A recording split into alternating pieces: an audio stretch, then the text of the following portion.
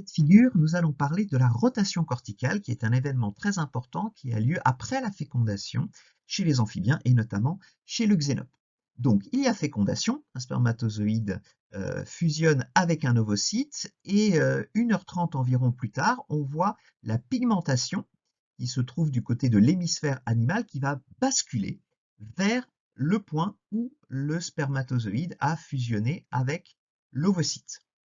Et ce basculement, on voit donc c'est les pigments, les granules de pigments qui basculent, qui sont sur la périphérie du cytoplasme et qui basculent et qui migrent d'un côté. Et certains de ces granules de pigments de mélanine restent en arrière, ne sont pas entraînés avec les autres, et cela donne le croissant gris. Et ce croissant gris se trouve toujours du futur côté dorsal de l'embryon. Donc c'est un marqueur important.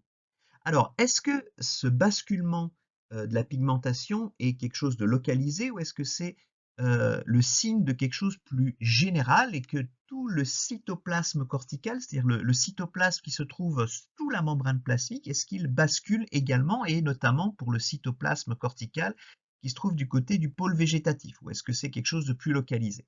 Donc pour le savoir, les chercheurs ont injecté des petites billes fluorescentes ici, du côté du pôle végétatif, et ils ont fait des fécondations in vitro de ces ovocytes.